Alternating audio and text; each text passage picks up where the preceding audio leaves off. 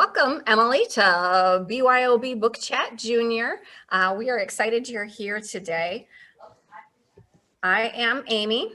I'm Kathy.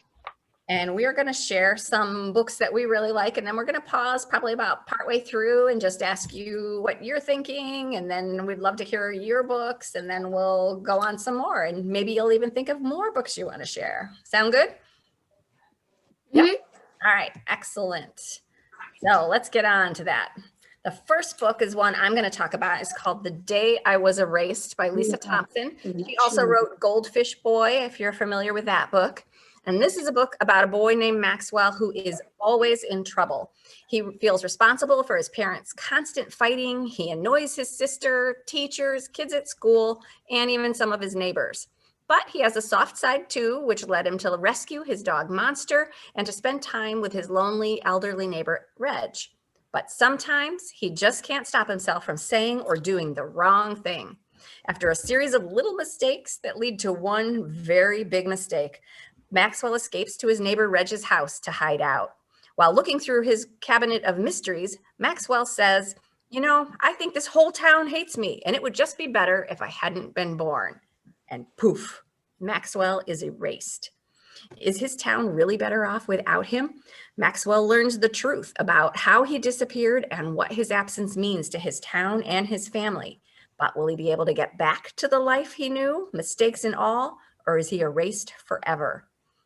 If you read the book 11 Birthdays, this book kind of reminded me a little bit of 11 Birthdays by Wendy Mass. Have you read that one?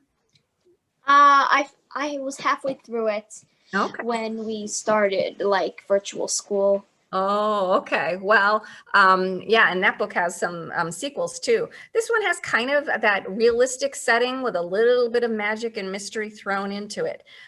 So if you find that you like that, you might enjoy trying this book, The Day I Was Erased. And you can find it on the side too. We have like how you can find it. You can get it as a book, or this one comes as an audio also. Yep. So at Laketon Elementary School, the 5th grade is famous, but not in a good way. Since 1st grade, they have been known as the noisiest, most talkative class ever. And one day, Dave gets really tired of listening to Lindsay blathering on and on and on, and suddenly it becomes a contest. 2 days, boys against the girls, no talking, none.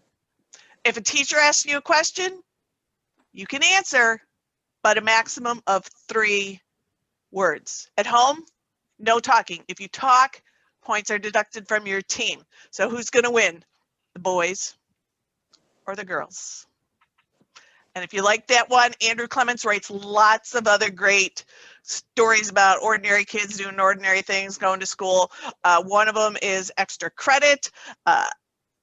Abby is in 6th grade. She's failing, so she gets an extra credit assignment to become a pen pal with a boy in Afghanistan. The problem is on the Afghanistan side, boys socially should not talk to girls, and so the teachers in Afghanistan come up with this scheme where Sahid, who's the person who gets the pen pal letter, who's the best at English in their town, he will write the letters, but his sister will sign them. And so it's an interesting story back and forth of the different cultures, and just a great, interesting school story about another culture that you might not know too much about. I have a fun Andrew Clements tidbit. Andrew Clements actually was a teacher, and he taught at the junior high that I went to. He was a beginning teacher when I was in junior high. I didn't have him, but he was teaching at that time. And Wow. it was here in Illinois. So there you go. Fun fact. So we know that's why he knows so much about what happens in schools. Because he's actually been there. Right. So think about that with some of your teachers, Emily. Which one of them might be writing down what you're doing in school? Wait. I think maybe like the story No Talking could have been like inspired by something which could have happened in his class. Like some kids got into a contest of who could stay quietest the longest.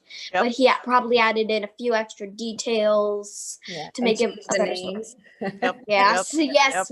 So he didn't say, this is what Emily did in school today. Yeah. It's very much based on something that could happen. That kind of thing used to happen in my family on long car trips. My mother would try to have a contest and who could stay quietest the longest. And my sister would win only because she'd fall asleep. Because otherwise she was the noisiest.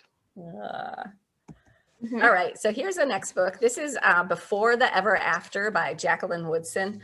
She's one of my favorite authors. I read her adult books and her children's books. And this is the kind of a novel in two parts. It's a novel written in verse. And the first part begins in 1999, the before, and we meet ZJ, who he's around 11 at this time, kind of starts out as 10, and I think he's 12 when the book ends up. He's got a great group of friends. He loves his family. They're very close. His friends always come over to his house to play because it's the fun place to be. He's got a pool and a half basketball court, and everybody looks up to ZJ's daddy, who's a pro football player. Things are, mostly we're learning a little bit about ZJ's life in the beginning, but then we start to see that some things are starting to change in his house. Even though his dad's a football player, ZJ's a musician. He loves to play music, and his dad likes music too. So they make up songs and raps together, and they do a lot together. His dad is the person, not just his hero, but he says he's his everything. In one of the chapters, so this is written in verse. Have you read any novels like that before, Emily, that are written like poems, like poetry? No. Okay, well, this is kind of how this is booked. Each chapter, instead of being a whole bunch of, pages filled up, each chapter is its own poem. And so, but it reads just like you would read a book, but it takes a little bit of getting used to sometimes. And one of the chapters is called Real Fiction. He tells us that he loves reading real fiction or realistic fiction because they are real problems that real people could have. And the stories don't always end with some happily ever after, but even if it's not happily ever after, the people seem to end up being okay. And that's really important to him because in his ever after, things are not all okay. So little by little, we start to see his story. And ZJ's daddy suddenly needs to set out some football games because he isn't feeling well. His hands are getting shaky. He starts talking about his head hurts all the time, and his personality is starting to change, and they can't figure out what's going on. And so then we get to part two, the ever after part. And this is the story of how we find out what is happening to ZJ's daddy and what is going to be happening to his career and how his friends react. He's got a great group of friends who are there for him, but it's going to make changes in his family. So it's kind of like, did you ever read Love That Dog by Sharon Creech? No? That book. I love that book. Miss Cathy loves that book. So do I. And it will give you this book. If you like it, you might want to go back and read Love That Dog, but it will give you some of those kinds of feelings, like something's happening that maybe feels a little bit off, but you're going to be okay. It's sort of historical fiction since it was set back in 1999, not too far back, but it was before we understood some of the things about concussions that they've learned in this book. But really, it's a story of friendship and loving family. Music is a way of expressing feelings and dealing with troubles that don't always have a happily ever after. Yep. Do you have a question? It's not much of a question. It's more of the author probably decided to set it then, because if they said it at that time, then they could have a reason to have like the person not getting extremely good treatment, like treatment that would heal him really well, like we have today. That's exactly. Because otherwise, it wouldn't point. be anything like this. Right. That's really right. That says a lot about why authors maybe choose when they're going to have a book take place. Sometimes, Emily, that's such a good comment. This book by James Ponte called City Spies is the first in a new series. And it opens with Sarah, who's about 12 years old, about to go to jail for hacking the city's computers. She did it for a good reason, but still, you're not supposed to hack the computers. And at the last second, right as she's about to get sentenced and how many years she's got to go, there's a switch of lawyers. And it turns out the lawyer who comes in is not really a lawyer, but he gets her away and he explains to her that he is a spy for the British spy, their equivalent of the CIA, which is MI6. And he offers her a chance to come with him and go to Scotland and learn how to be a spy. And so it was that or jail. So she picks going to Britain to become a spy, and she starts training and getting ready for their first assignment where they have to go to Paris, which, you see the Eiffel Tower on the cover, and it's very exciting, very fast paced. I'm looking forward to the next one, but I'm going to have to wait a while because this is brand new. So if you like fast paced, exciting kind of stories, you would like City Spies. And then to balance that is The Secret Life of Spies, which is nonfiction, and it's basically 2 pages with lots of pictures about real spies around the world throughout history, and you get little stories about real life spies. Sounds good. All right, this next book that I read was Owl's Outstanding Donuts by Robin Yardy. This is a book about Maddie Waters, who has just moved to Big Sur, California to live with her aunt after a tragic car accident that killed her mom. With her aunt, she lives in a trailer in the woods near the road and across from the family donut shop. Owl's Outstanding Donuts is super popular, and it has items like the Banana Slug Bar and the Velvet Vampire. They're unusual names, but they're so delicious that people will travel from far places to get their favorites. But now the donut shop and the woods around it are being threatened by a mysterious gloop that is not friendly to the environment. There's a wise old owl, there he is on the cover, named Alfred, and he knows that his home is threatened. So late one night, he taps on Maddie's window to draw her attention to some intruders in the forest. Will Maddie be able to figure out who the gloop dumpers are before her aunt gets blamed for the dumping? With her friends and the help of Alfred, Maddie sets out to save the forest and the donut shop by investigating who might want her aunt out of business. Is somebody jealous? Maybe the nosy neighbors, mysterious strangers, or others. Along the way, she'll learn how to overcome some of the fear and sadness that has stayed with her since her mom's death as she makes some brave moves to come to the rescue. This is kind of a part environmental mystery, part family story, and tasty donuts, and an owl who loves them sprinkled in. Go ahead, you can jump right in, Emily. Okay, I'm thinking that it might be another donut shop. I was just thinking that because if it's another donut shop, the neighbors wouldn't have much of a, what's it called? A motive? Yes, a motive. The neighbors wouldn't have too much motive. But the part of someone who would have a motive is either an enemy or another donut shop that is nearby. If you find out about another donut shop that it's nearby, I would suspect that. Oh, you sound like you could be one of Miss Cathy's spies from her book. You'll have to read it to find out. Yeah, this story reminds me a little bit of Hoot by Hoot. Carl Hyacin. Yeah, with the environmental part. Yeah, exactly. Yeah. The Library of Ever by Zeno Alexander is kind of fantasy, science fiction. Lenora ditches her nanny at the library. Her nanny wants to just run in, grab a book, and run out. But Lenora, of course, wants to go to the kids section and get some books for herself.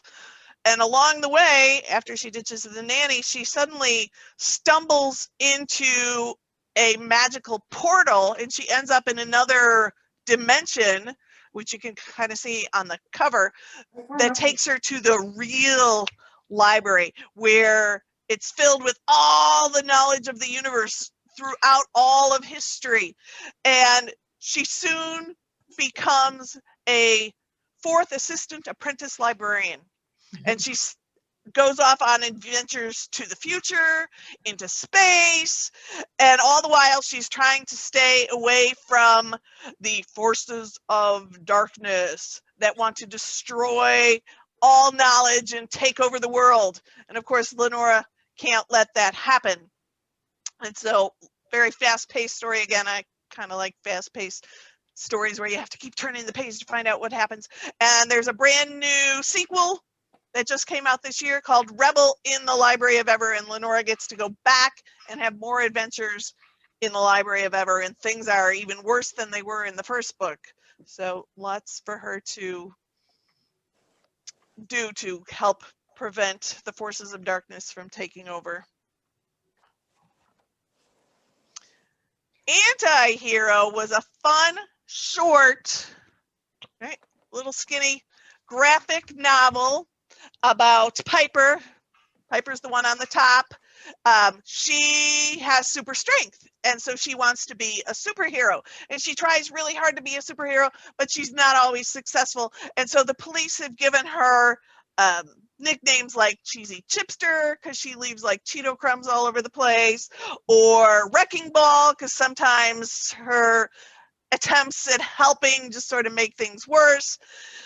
And Sloane, who's on the bottom, is evil genius level smart, but she doesn't use her evil genius for good because she's an evil genius. She uses it for bad.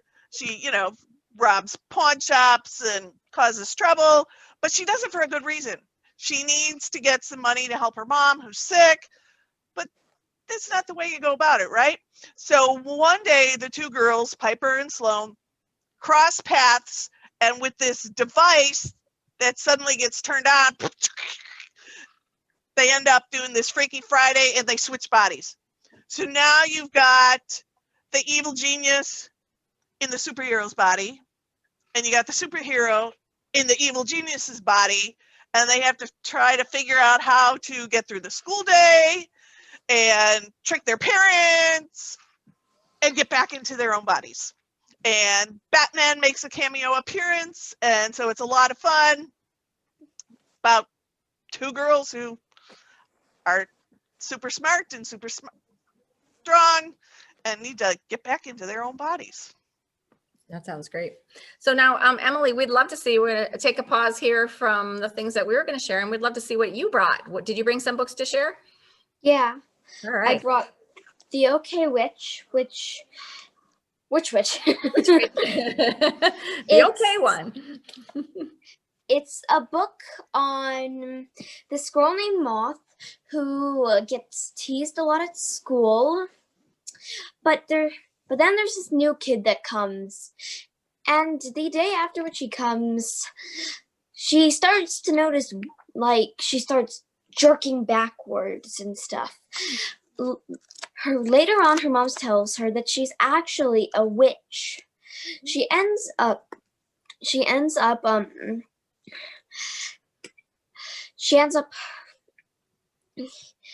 like figuring out that her mom was a time machine, going through her mom's diary, which is some of my favorite parts, because she basically she literally gets sucked into the diary. Oh, wow. And gets to walk around in the diary. But if you fall off something or get yourself killed or something, you exit the diary.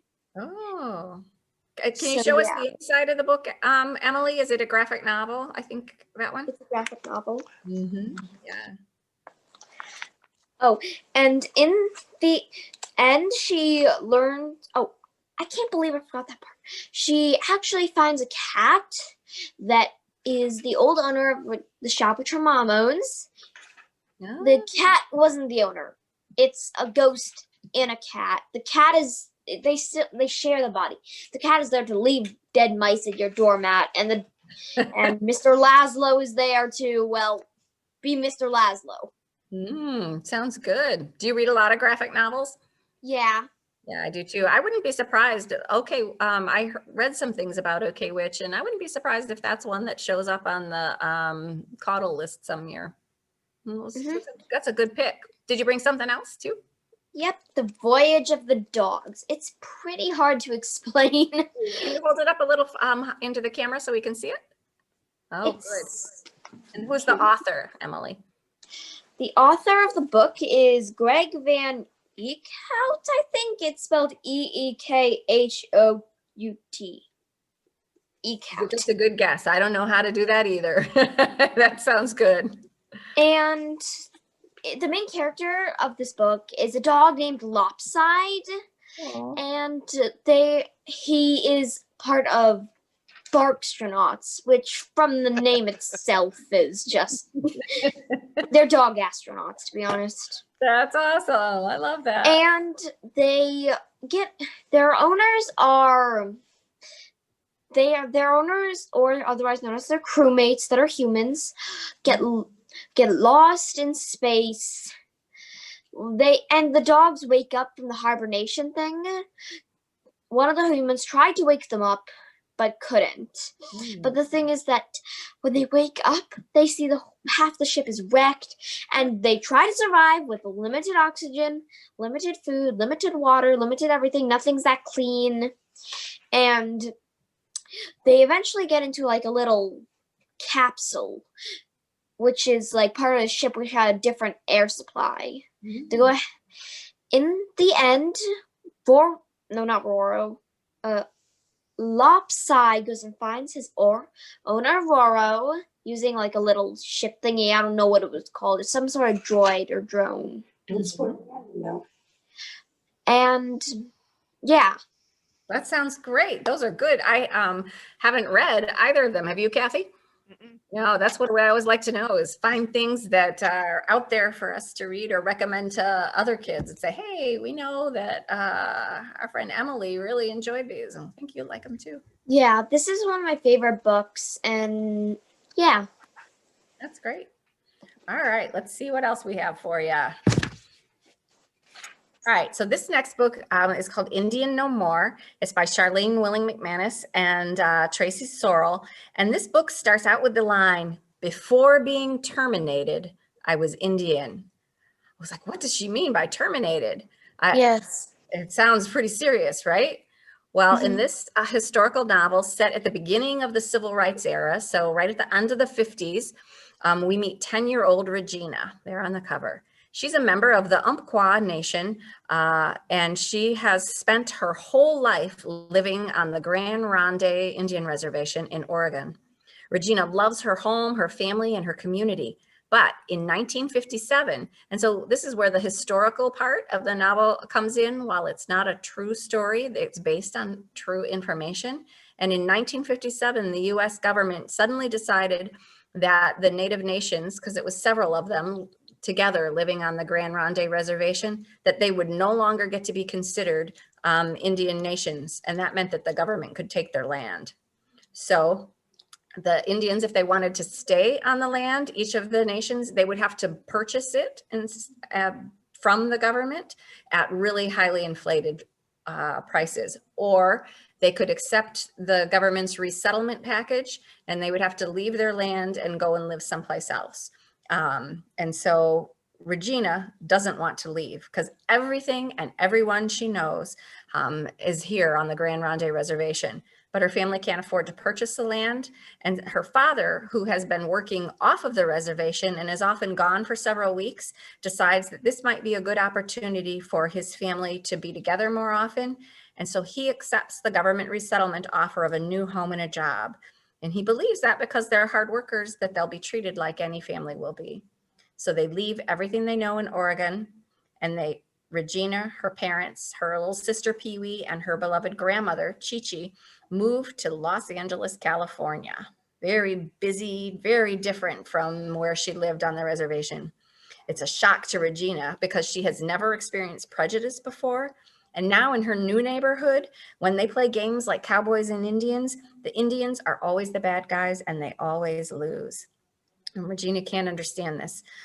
So as her family starts to settle in, they do realize in the neighborhood that they live in that they're not the only ones who are experiencing prejudice. It's the beginning of the civil rights, and they're Black and Latino and Latinx neighbors and friends are also starting to experience, are also continuing to experience that. So Regina wonders, who am I? Am I an Indian? Am I an American? Am I both? Am I neither? She's trying to figure out how to keep all of their old traditions in place in this new and strange world that they're living in. And I learned a lot from this book because I had never heard about this before, even in school. And so when I read it, it really made me want to read more. And at the back of this book, they have something called back matter, Emily, which is where the author tells you some information that where the story came from. So kind of like we were talking about with No Talking, or how Mr. Clements maybe had some background information that he put into his novel. Well, we get to hear where this background information came from because it was Charlene's story. And so we get to read about what really happened to her family. So if you like historical fiction or like reading stories about other people's lives in different times or living in different places, it was really interesting and fun story to read. I really liked Regina.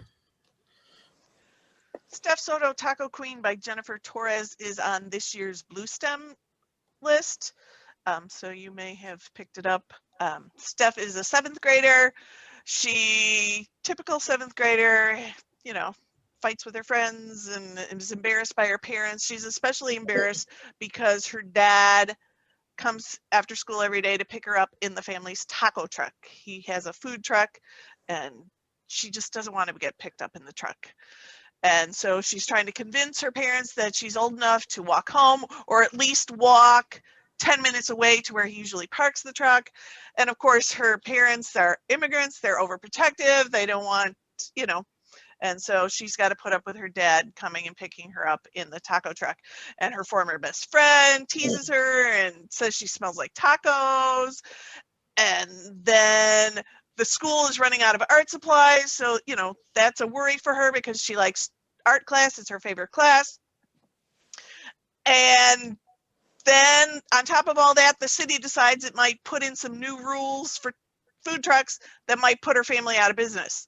So she's got all these different things going on and she's got to try to figure out, you know, how can she get her parents to let her walk home? How can she not smell like tacos? How can she help raise money for school supplies and save the family's taco truck? And if you want to find out, you got to read Steph Soto, Taco Queen. Another book by the same author is Floor and Miranda Steal the Show.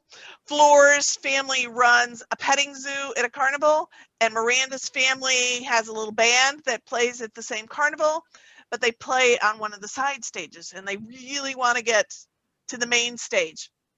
But in order to do that, something else has to go. And so there's talk that maybe Floor's family in the petting zoo might be let go from the traveling carnival. So Floor hatches a plan. And if you want to find out what happens between Floor and Miranda, and if the petting zoo goes, or if Miranda's family's band goes to the center stage, you got to read the story. Yep, go ahead. I actually have read Steph Soto, Taco Queen. What'd you think? I think it was a good book. It was really good. It was one of those books where it's hard to explain because, and I think you explained it perfectly, but it's hard. For me, it's hard to explain because you've got like the other problems that are just There's thrown so much out going there. on, right? Yeah, you've got like 15 problems, which of course makes it seem more realistic. But to be honest, you shouldn't. For me to be able to write it without help has to be like 2 or 3 problems, because eventually that just becomes like really long.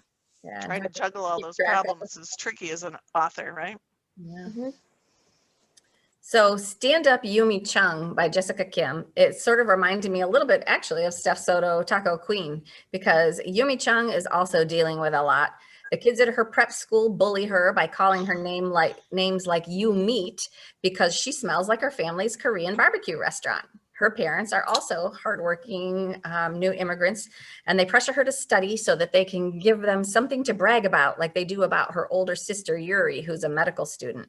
On top of that, Yumi is kind of a shy girl, and she hasn't really managed to make friends at her school. So she pours her heart and all her observations and jokes into her super secret notebook. And to pass the time between homework and working at her parents' restaurant, she watches YouTube videos of her favorite stand-up comedian. But now it's summer, school is out, the restaurant is struggling, so Yumi's parents sign her up for Hagwon, which is an intense Korean summer camp, so that she can bring up her grades and pass really high on a test so that she'll get a scholarship to her school, since her parents can't pay for it anymore. But with all this pressure, Yumi needs an outlet. And one day on her way to study at the library, she walks past a place called the Ha Ha Club. Ha ha, funny, funny. So she sees her favorite YouTube comedian has a comedy camp going on, and she thinks, I'm just going to take a little peek inside. But when she looks in the door, her idol says to her, oh, Kim, you're here. Let's get started. And Yumi is too starstruck to correct her. So that's how she ends up stealing someone's identity, making friends, and learning how to be a stand-up comic. What could possibly go wrong? And if you like graphic novels too, Emily, have you read Click? Yeah. Okay. So it kind of reminds me of that in some ways. Go ahead. I think what might go wrong is that if someone finds out her real identity, if anything can go wrong. If her parents find out that she has a different identity. You're right. A lot of things can go wrong, and some of them do go wrong. You'll have to find out. But in the end, maybe some things get solved.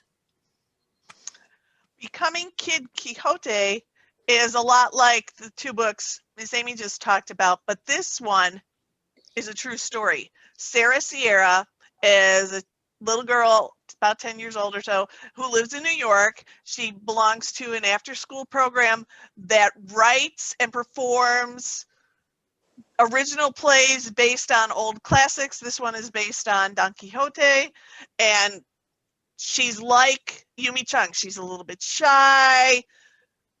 She doesn't have too many friends, but going to this club and becoming an actor and a writer helped to bring her out of her shell. And this is her story. So if you want to find out about a real kid actor, you should read Becoming Kid Quixote. All right. I don't know. Do you like scary stories at all, Emily? You do? Oh, well, this is for you, because I have to tell you, I am not a scary story person at all. Either.